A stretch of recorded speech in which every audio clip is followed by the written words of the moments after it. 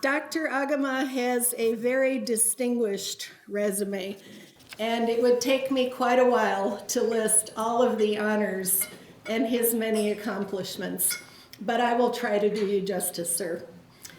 Dr. Edem Agamah is a professor of clinical medicine, a hematologist, and an oncologist here in Springfield at the SIU School of Medicine.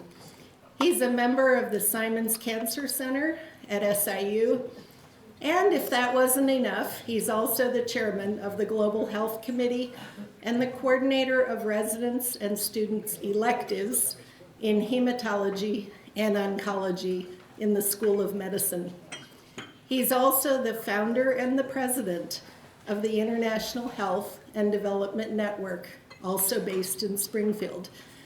Dr. Agamah and June Agamah have led over 41 mission trips to Ghana with over 400 volunteers, where they have built and are now raising money to continue to fund a hospital to provide medical care to over 60,000 people in rural Ghana. And every year they take a team of students from here in Springfield to the SIU School of Medicine. And Dr. Agamah is going to tell us about that. But folks, they started that and have built that. And what an amazing accomplishment that we're going to hear about tonight.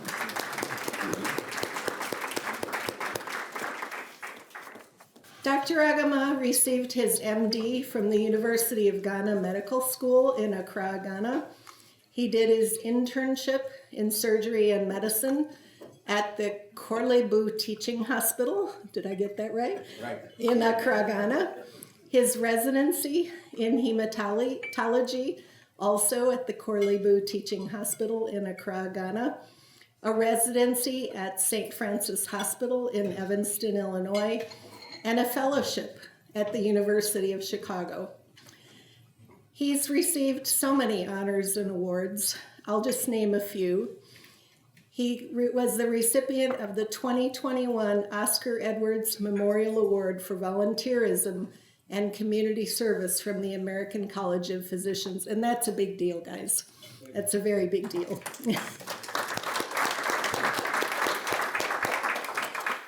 He also was recognized as faculty with the most impact on a regional, national, or global level through leadership and service by the SIU School of Medicine, Department of Internal Medicine. He's the recipient of the Legacy Award in Healthcare at the 53rd First Citizen Gala and Legacy Award ceremony by the State Journal-Register.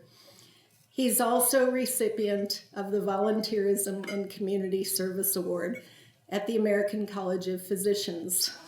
So those are just a few of his accomplishments. So please join me in welcoming Dr. Agamah and Mrs. June Agamah, and we look forward to your presentation.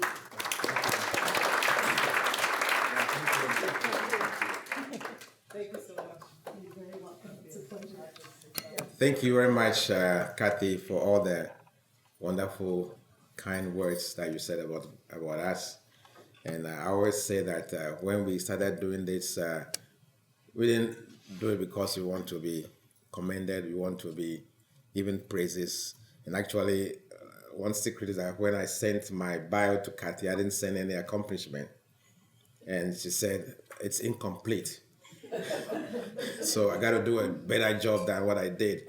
I didn't send because I think it wasn't very important. And the issue is that we did what we did because we want to be servants and we want to be difference makers, not attracting attention to ourselves. So thank you very much for insisting for me to give a complete background of what we've done.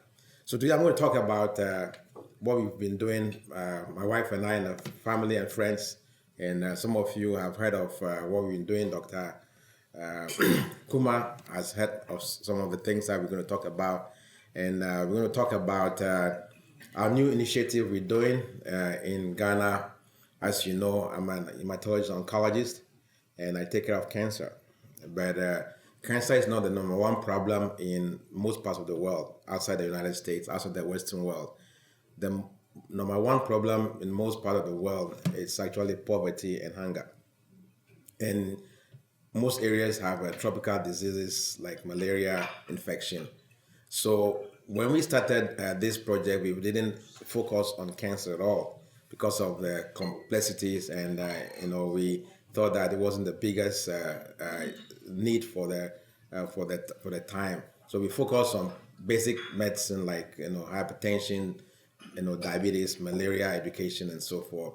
But over a period of time, we realized that things need to change, and so we've reviewed the opportunities, and we realized that we don't have to put all our effort in primary care. Since we had the expertise, we had the knowledge, we could at least start doing something, trying to help lift the burden on the patients that we encountered.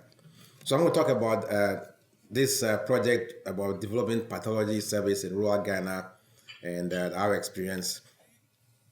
I'm going to talk about background of IEZN, or International Health and Development Network, and what has been done by previous mission teams to Ghana, and also I present the present focus that we have on cancer, as I mentioned, and in the rural area, and then also what we're trying to do to provide affordable pathological diagnosis to these patients, and challenges and opportunities for future mission trips. That's the outline of this talk. So most of you know about Africa, and what you may not know is Africa has so many countries, and Africa is not a country; it's a continent, and so there are so many of them. And one of the things that people may know, everybody knows about Libya because of Gaddafi, and everyone knows of South Africa because of Nelson Mandela, and they also know about all the safaris and because of the wild animals and so forth. But what they don't know is that the countries, the countries, I missed this. Sorry. The countries in Africa, they're pretty much the same, but they are the same, but they've been divided over a period of decades with the partition of Africa. So we have western of Ghana, we have Ivory Coast or La Côte d'Ivoire, and the east of Ghana, Togo. The north of Ghana is Burkina Faso. They are neighbors, but they speak different language, speak French, and then but then there are people who are in Ghana and Togo. They speak the same native language. They speak Ewe, and people also from Ivory Coast and Ghana, they speak the same language. They've been divided. So the same thing goes on other parts of the continent, and so this is Ghana. This is Ghana here, and so it's Ivory Coast and Togo. Now there's a map of Ghana, and this is where we are working at. And so we are working in the southern part of Ghana, in an area called Agbozumekliko, and this we're taking care of this whole catchment area over here. This is where about 60,000 to 80,000 lives over in this part of the country. There are two pockets of poverty in Ghana. The north is the champion of poverty in Ghana. The north has been deprived over the years because they're not accessible to civilization, and some parts of the south, also southeast, and also part of they're the second leading sites of poverty in Ghana.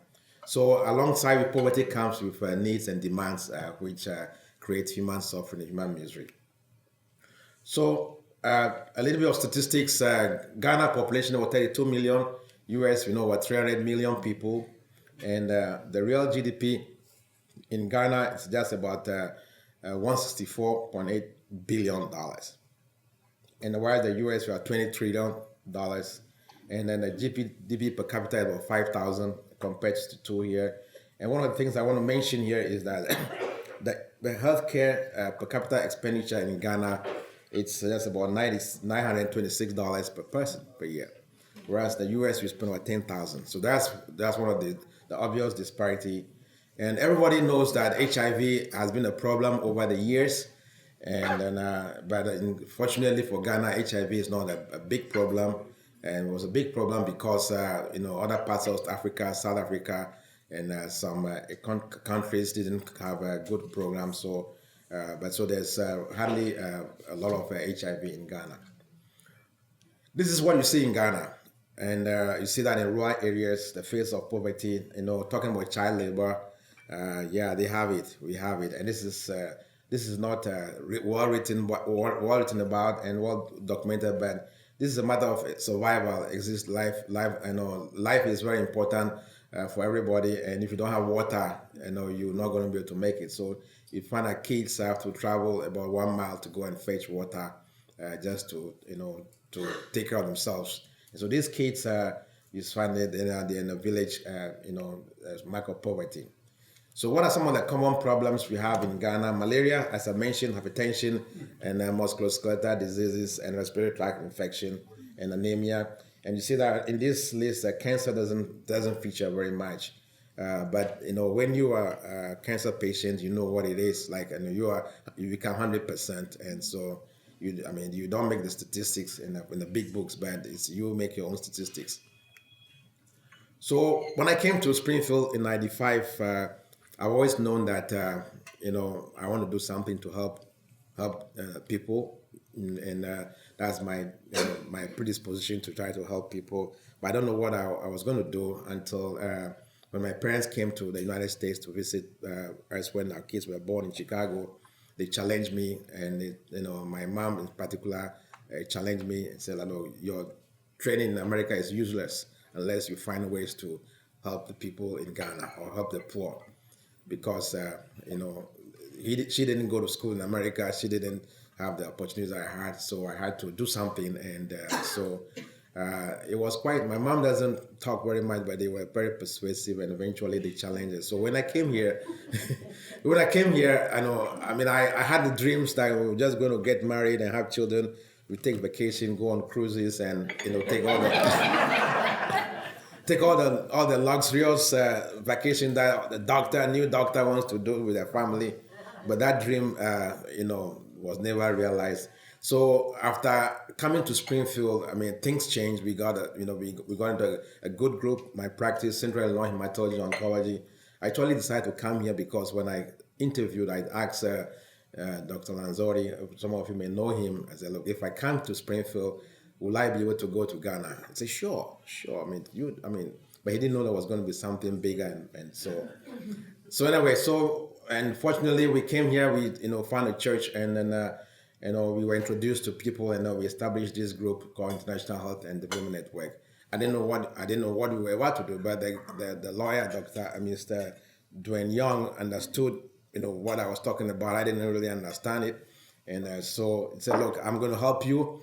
We're going to incorporate this group, and then since you want to help the poor in Ghana, we're going to guide you." And so that's where we're guided. And our vision was just to, as a Christian, to do what WHO did, taking care of people's physical needs, emotional needs, and economic needs and spiritual needs. And so there was great similarities between what we're trying to do. And so I had a full-time job, and I didn't want to do this, because remember, I was conflicted. I want to also go on vacation and do all the great things that everybody talk about, we got a cruise and I saw the pictures and so forth. But that changed quickly. So '96, when we were incorporated, my parents encouraged us, and we went to Ghana. We had our first trip, and since that time, we've had 41 mission trips, and we've taken about 433 volunteers, and since '96.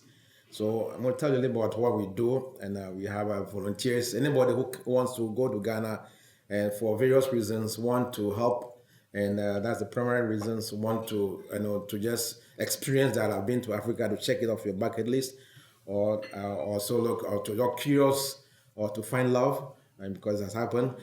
And so we take people, and we're not very we're very rigid. People come to us knowing very well that this is what we're trying to do to help. And so we've taken over 92 doctors to Ghana, and 60 medical students, and then so the doctors, when they go to Ghana, they're licensed to practice medicine in Ghana.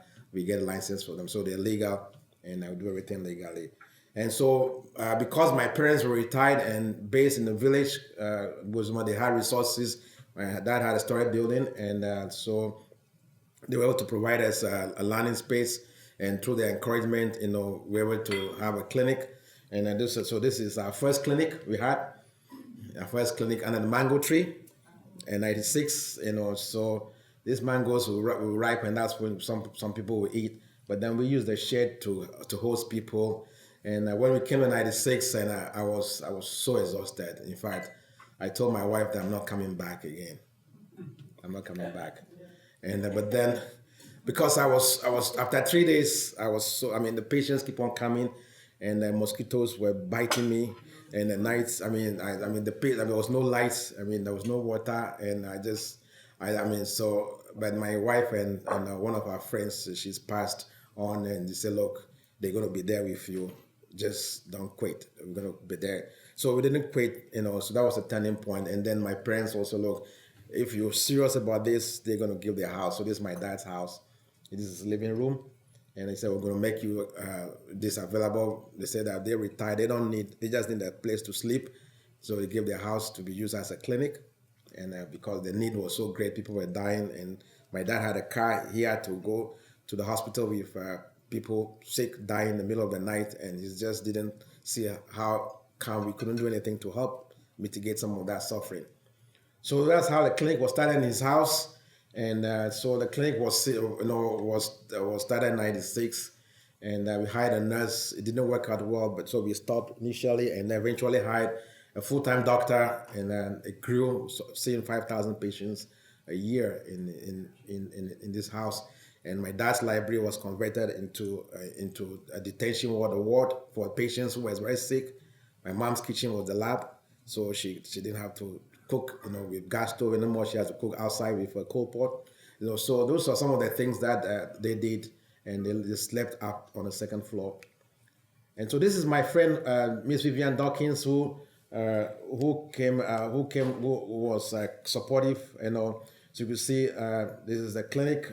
We focus on basic things, blood pressure, and she's a nurse, retired nurse, and work at the University of Chicago, and work at the States. She was in charge of public health and so forth.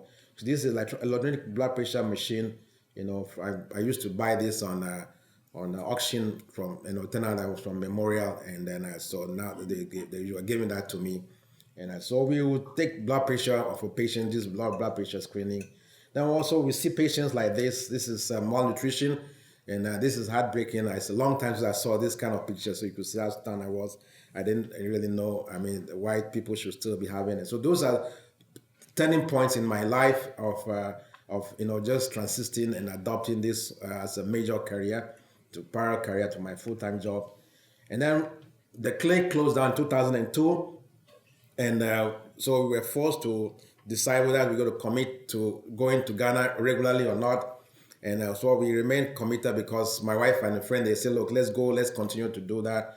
And we had a strategy of going to the various villages which had a lot of patients, a lot of people. And this is the best building in one village we went to. This is a doctor, he's in Indiana, Dr. Sergeant Matthews. He was a resident when he came with me. This is the best building. So we just take over the best building in the village and had a clinic over there. And again, this is one of the best buildings in the village. And after going through and see this, my heart was really crushed. I said, look, this is unreal, because I didn't know that people live like that. I know we're poor where my dad lived, but I didn't know the amount of poverty that existed. So this is how we travel. We travel, we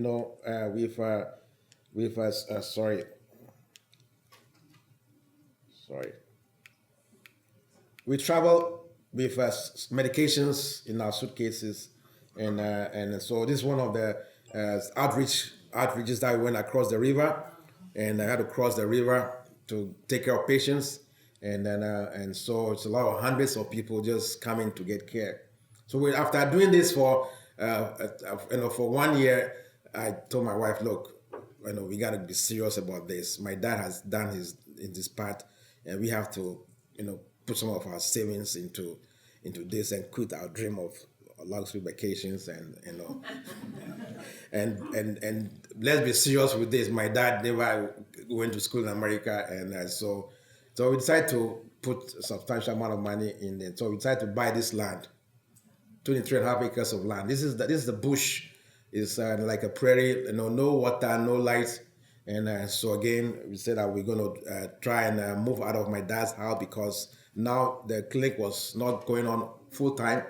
And we are going to try and move out and try and do something so that we can hire more people to come and help us, and give their house back to them. And so then we started doing what can we do, building the road, clearing the land. So this lady's from she's passed on. She's from Jacksonville, and so building the road, access road to the hospital, and because then getting people. This is my dad, and my dad. I got this. Are all retired people from Wisconsin, and this gentleman worked with a Midwest Mission Distribution Center, and he and I became friends through one of my patients, and so he recruited his friends from Wisconsin. Because he said in Wisconsin it gets cold in the winter, but these guys are nomads. They work very hard. They brought their spouses, just give them food and a place to sleep. They bought their own ticket and came to help us with construction. So this is some of the things that we did, and this is the product of. So this is what he did, and so we did that, and with the local people, and so my dad liked gardening. He likes the nature, and so he made sure we had a good garden. So this is outpatient build. So 2008, we opened this 2008. So it took us about 2 or 3 years to build this outpatient. Again, we're not too sure again on the future because of the complexity of running a hospital. We just want to make an outpatient building so that people can come and get their blood pressure, malaria, and go home and take care of themselves. But we were so wrong because we're so wrong. I was lost in America for too long. I didn't know the poverty. Over there, people get sick. They want to get better before they go home because they don't have money to pay for transportation, to come to the hospital and get outpatient antibiotic, outpatient IV fluids, and so forth. In the US, you want to go and sleep in your own house. But when people are poor and they're sick, they want to come and sleep in the hospital bed. So we got to Ghana 2009, and after we opened this nice facility for outpatient, we saw patients lying on the floor in the consulting room. 6 patients lying on the floor.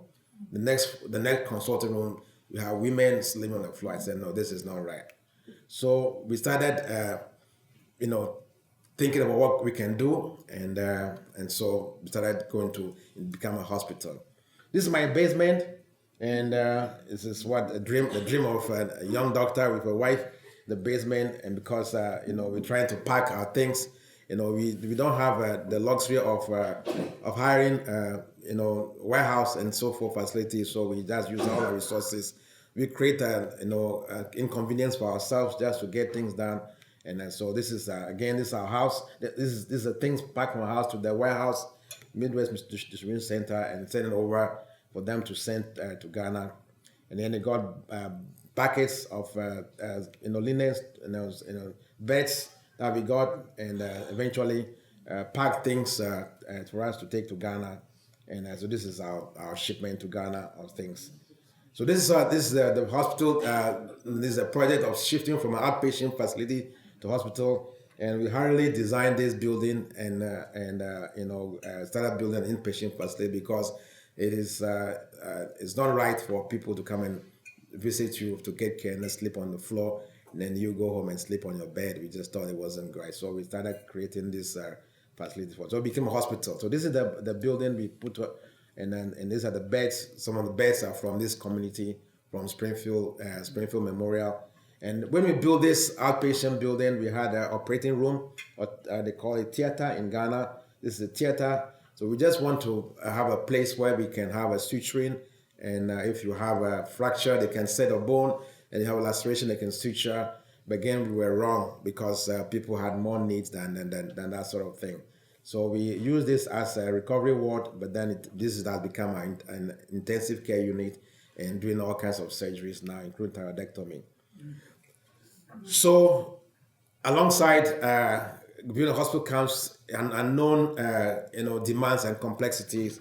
And as Kathy was talking to me, I didn't know we were going to have in this, and so we were in a village, and we had to hire labor from outside, and you had to find a place to put them, and so they were asking for accommodation, and we didn't have accommodation for them, And so we were forced to put about 15 people in just a 6-room apartment, married people and so forth. It was very highly inconvenient.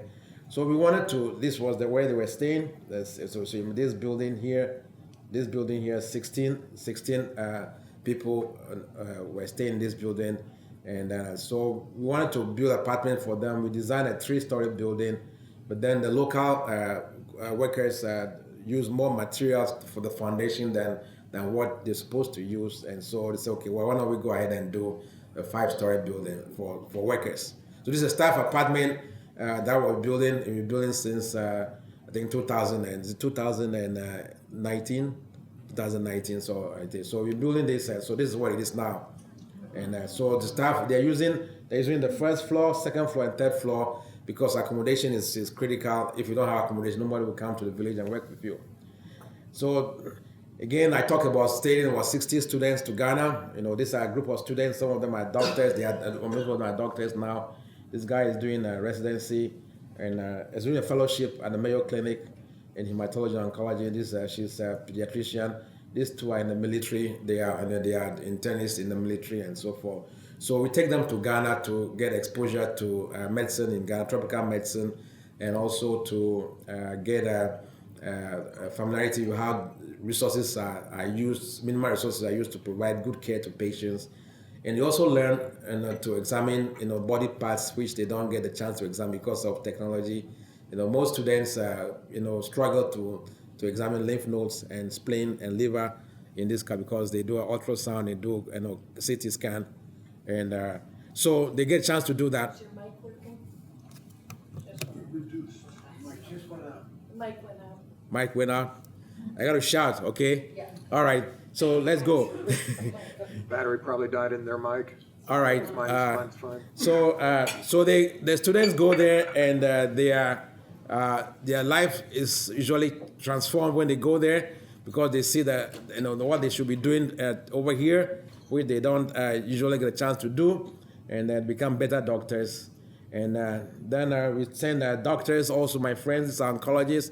Some of you may know Dr. Matthews, he was my partner, and Dr. Holzer, Dr. Satyak, this is our SIU faculty, and they went to Ghana with me a few years ago. So in 2008, we started, what is that? Hello? Put it on. Is it on? I don't think it works any better. It's on. Is it on? No. That's okay. I got to shout. All right. So we started a new project, because you have high-value doctors in a village. You got to use them, You don't let them do blood pressure. You don't let them take, sweep the room. Some of them want to do. So we started an educational program for the doctors in Ghana to teach them on, oncology, teach them on surgery. And so that has been going on successfully since 2017. And so we're having that. We've had a 10th program coming this July. So it's been very, very successful. And thanks to COVID, now we can do it by Zoom. They don't have to travel to Ghana and become a very highly coveted educational program for Ghana doctors. So this is why things started changing. We went to Ghana to take care of patients, and we had a patient bringing her cancer in the bucket. Yeah, this is a cancer tissue removed from a patient, removed from a patient's belly. And, cancer, and as you said, you should take the specimen to the pathology department in a big city. Patient didn't have money to do that. So because, when you go there, it's fee for service. And so the patient took this in formalin and took it home, talk about environmental hygiene. And so this patient brought this, and so it was quite revealing that, this is not right. And getting along the same line, we started seeing patients with tumors. This young guy came with a tumor in his face. And then again, close-up view, a young child with a tumor. And then this, women with breast cancer, neglected breast cancer. And this guy with a tumor. And so So what should you do about that? Now you have a hospital that takes care of people, and you're American. You have knowledge, you have expertise. So we have to, say that we got to do something about it. And one of the principles that we use that we can try, and we can face challenges and talk about challenges we face. And so thankfully, we overcame some of our challenges. And so the Ghanaians wanted to build a morgue because the morgue is a very lucrative business which will bring money for the hospital. But I said that we need to have ways of treating the patients before we can put them in the morgue to make money. And so we said, let's build a pathology department, and then the vision started expanding, do surgical diagnosis, surgical pathology. And so we started building this building, and so we make it a multi-purpose clinical laboratory building. The pathology building is what we call it, but the space for pathology is down here. And now we have a community pharmacy, and we have a clinical hematology department, and also have a chemistry and a lecture hall here, and also have a museum in this building. So this is going to be used as a multi-purpose room, educational, and provide service in diagnostic. And so that's what we are doing. And then you see that we have a surgeon. Like I said, the small OR that we have is used to do surgery. So you could take a biopsy, and once you get a biopsy, give a diagnosis to the patients in the village right away. They don't have to carry stuff in the bucket to go to the big city. And then so this is an example. This is Dr. Vasquez. She's retired pathologist from Chicago. She and I were good friends in the early 90s.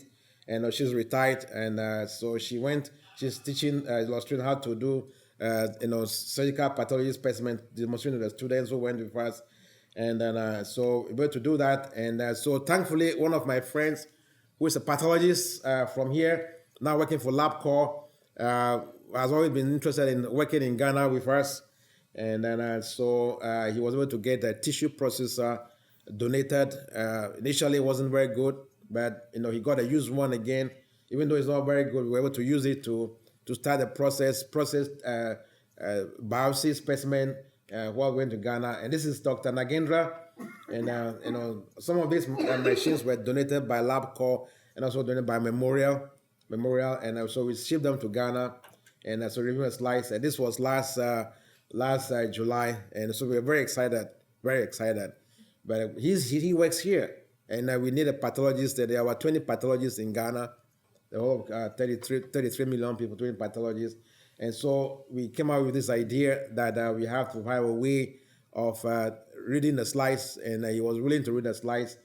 So our goal is to try and get a slide scanner. It's a digitalized image of the pictures. And then it makes it very, very easy for you to get a reading done by the pathologists, and then train people who are local people to do pathology, become specialists, histotech, and also train oncology nurses, and then also radiographers, and then eventually, the Ghanaians want a morgue, so eventually, hopefully, get a morgue to make it a pathology department for them, because they don't know about surgical pathology, they know about morgue. Pathology means morgue, where they put dead bodies, and so we want to save their lives before they die. So that's the conflict that we have over there. So this is a machine that we're trying to purchase. It's a scanner made by a company called Motic, and it's quite expensive. So we are cautiously looking at how to raise funds with other competing needs, and so this machine will have a 6 slides over here, and there's a computer inside, and it scans the slides and create a digital form. You can zoom it, and you can do all sorts of things and rotate it, and then somebody over in any part of the world can read it and give a diagnosis. So what is our strategy? We want to increase our awareness in cancer, because early diagnosis, people who have cancer of the breast should not be late in coming to the doctor.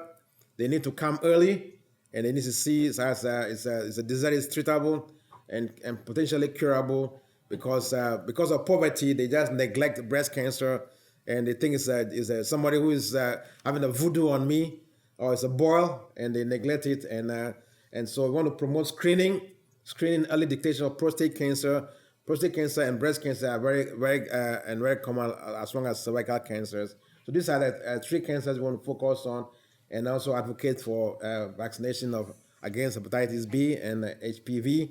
And so those are the things we want to do. So to wrap up, I want to thank God for His blessings. I think we've been blessed. As I said, my parents challenged me when I was going to be just like any regular person, who is a doctor, take a vacation, and we can come and show pictures and talk about it and so forth. But we've been blessed tremendously. And I want to thank them very much. They've gone, and my wife and kids, and also because my first thing we did in Springfield was to buy a house. The next thing I did was to bring boxes over in our living room, so buying furniture. So I want to thank my wife, and also she stood by me, and so it wasn't easy because we had so much hope that we were going to live some comfortable life. There are so many friends, some of the people who are here have heard and they support us. And Sandy knows about what we did 19 years ago. So she saw me going to Ghana 19 years ago. I want to thank all the people who contributed, thank everybody. And so because of everybody's hard work and dedication, we've been blessed by this lab. And so we got featured in the College of American Pathologists magazine just this week, this effort, because they think it's a great thing to bridge the healthcare disparities in the world.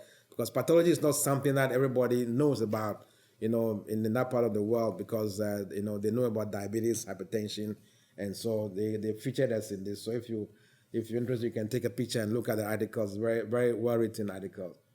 So these are the people in Ghana who are leaders. We brought them to the United States just to give them exposure and for them to refine their expertise and go back. And so again, these are my parents. So when they were alive, we had a celebration, birthday celebration. My dad and my mom, and so forth. That is us after a trip. So this picture is illustrative. These are the young people who are there. But look at her; she's just awake. My mom, she's awake. So we had a long trip. We were a long trip on our way back to the United States, and so we were so tired after we went to work in Ghana. We were so tired, sleeping on the job. My mom was just okay. So thank you very much.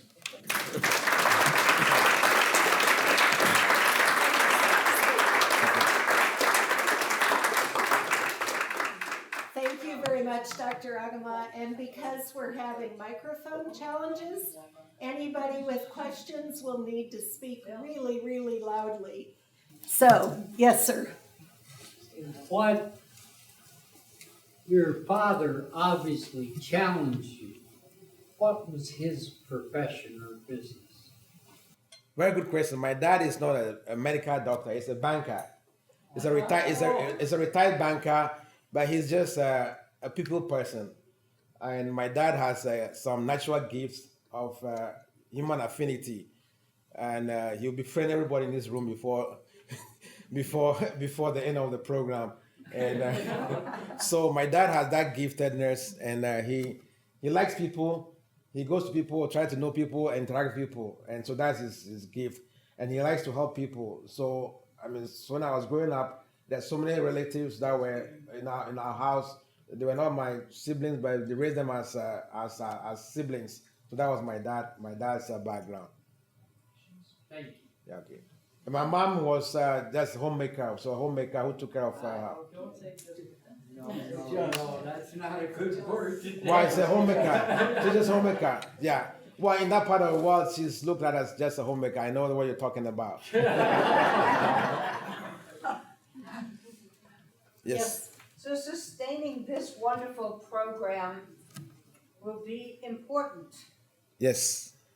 What long-range plans have you been able to consider? Because I know you raise a lot of money, or as much as you possibly can, for day-to-day operations. Yes. So That's one of the. what will happen? So that's one of the challenges that we face. Again, remember we were reluctant servants. We didn't plan to do this. We didn't know that we we're going to become, providers of healthcare for 35,000 people every year. We didn't know that. So we believe that we didn't do it on our own. So we just praying that, he who has called us this far will guide us. We face so many challenges. Both, I was telling Kathy, we are a non-profit institution in Ghana, non-profit hospital, but there's no designation of non-profit hospital in Ghana. They don't have that at all. The hospitals in Ghana are classified into three groups: government hospital, mission hospital, or private hospital. We are not private, we are not government, we are not mission owned by a church. We had a partnership with church, but we had some challenges, so our partnership was terminated.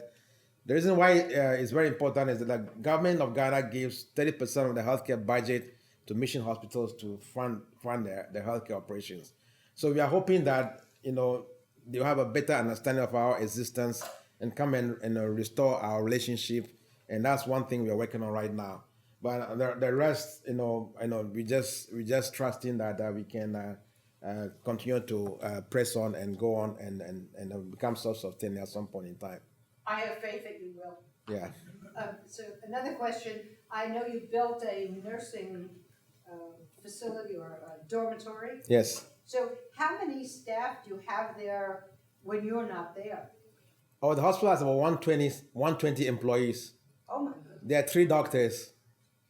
They see over 35 to 37,000 patients a year. They have about 700 deliveries a year. 700 deliveries a year. They're very busy. I mean, we have actually changed the destiny of so many people in that part of the world. We are not very good at talking about it because that's not what we're about. But the last time I was looking at statistics, I say I just couldn't believe this is what we're doing, because we hardly ever talk about what we're doing. And when you compare with other people with resources, more resources than we had, I mean, we've done tremendous amount of work with just little resources. I have a full-time job, and but then people who have full-time job, we realize that we are doing a lot, if not better than those with full-time job. You mentioned several times a relationship with Memorial. Could you expand on that a little bit? What kind of relationship might you have with Memorial, and what have they kind of done? So Memorial relationship, if you know Ed Curtis is my friend. So if you are a friend of Ed, doors open for you. And so officially and unofficially. So we get favors from them, on every trip that we go on trip, get supplies. And they gave us, some of the equipment that we use in the lab, pathology equipment. They allow us to use computers through computer bank. They also allow us to get some of the beds that we, so they are one of our partners together with St. John's, and Midwest Mission Distribution Center, and Jacksonville Memorial Hospital. So we've had, and Decatur Memorial Hospital. We have, anybody who hears about our story wants to be part of what we're doing because they see how tired I am. And they want to come to the rescue. No one can rescue. So, and so that's what happens. So that's that. But we don't have it's very tricky because the hospitals here are focused on Central Illinois. So they cannot do global things in a big way. And because their constituency doesn't allow them to do that. That's the nature of SIU. I'm at the SIU Global Health, but SIU is focused on Central and Southern Illinois. But on the other hand, about 120 miles away, Washoe, they are into global health.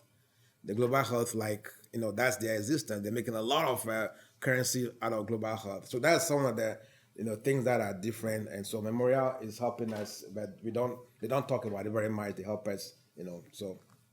Thank you. Yes. When the med students come out there, how long do they stay? Is it 6 weeks, 4 weeks? The electives is 4 weeks for them. Yeah, in the winter, and we try to take them in the winter because it's cheaper.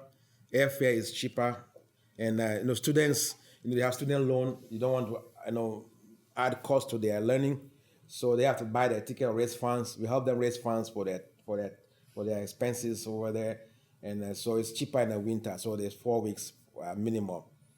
But this past time we went with three weeks because our last born was with us. She's one of the students who went, and I couldn't go for 4 weeks, and they are all girls. We didn't want to lay all girls over there for 4 weeks. They might go wild, and so they might go wild. So, and I want to make sure I bring them back, so we stay for 3 weeks.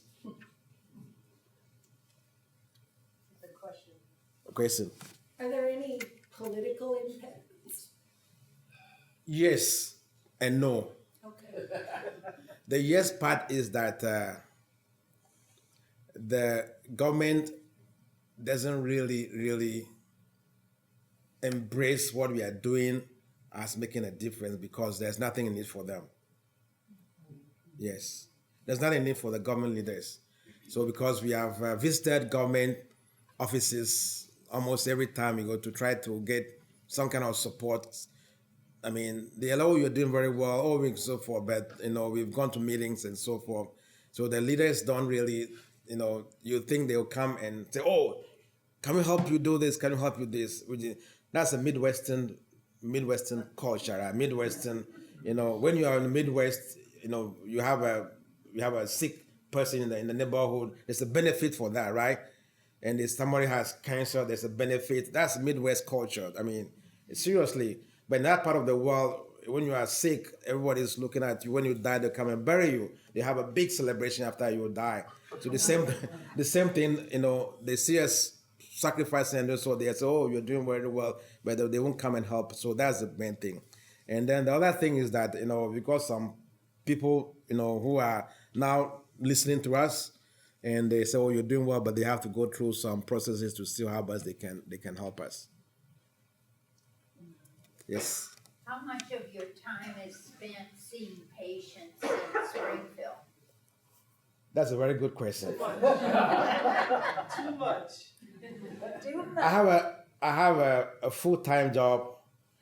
I have a lot of patients. I have a lot of patients in Springfield. I see patients almost every day. So this work is done in the night. Or my wife does most of this in the night. My wife does this most of the time when I'm not, home. But we do this. I have a lot of patients. It's, almost every day. Yeah.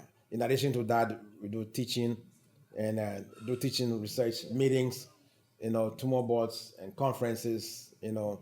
So talks. So I'm very busy. 7 days. If I'm always doing my notes in the night. So if you know what notes are, those days. You just write 1 or 2 paragraphs, and you have to type and dictate and so forth. Those of us who are old with a pen in our fingers, we can't do it anymore. So we have to do it slowly, and it takes time away from you. Dr. Edem? Yes. How long of a distance do patients travel to come to you? Very good question. It's variable. Yeah, the longest travel for a patient was when we came to Ghana. He came from Kumasi. Kumasi is the second largest city. And this patient heard about our visit, and he has cancer, and he came all the way from there. So I'll say about the longest was about 400 miles. But then on a daily basis, when they come, they travel from between, I'll say, 5 to 15 miles. And those who have 5 miles, they walk or take bicycle or motorbike.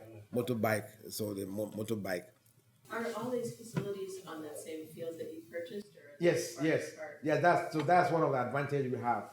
So we have 23.5 acres of land, and we just bought the land because it was very cheap. And we didn't know what we're about, but we know that we want to get out of my parents' living room and give them, they were getting older, and in their 70s. We want to give them back their living room and their, my mom's kitchen and so forth. So we didn't really know, but so it's now that we're trying to think about. We knew that we have so much land and the facility that we build are on campus, so they don't have to take transportation. They live on campus. It's kind of like a new city has started developing around where we are now. People have bought land around where we are now, and a new township is emerging around the hospital. Yes. Yes. is your local organization a nonprofit organization? Yeah, it's 501c3. Okay. Yeah. And how do individuals go about making contributions? That's a very good question. Stop by the So- table so- on your way out. So that's a very good question. So we talk about what we're doing, and we are not very good at asking for money. Actually, that's one of we're very good at asking for money, and so we started doing fundraising reluctantly about 10 years ago, and because we didn't grow up, we grew up doing things for ourselves, but we had to repent because what we are doing is bigger than ourselves. So we had to say, Lord, come and help us. So it's a good question. So we want everybody to come and help us. One of the things we learned is that when you have a big load to carry, when somebody comes to help you, you can take it to the next destination without breaking your back. And so this is what. So we have fundraisers, and then you can go to IEDN .org, or you can write a check to IEDN. We are non-profit, tax deductible, and you can write a check to us. And so I think my wife has some written information. You just give it to her. Dr. Agamah, thank you. Yeah, thank you. Yeah, thank you very much. Yeah, thank you. Thank you so much. Thank you. It's really Yeah,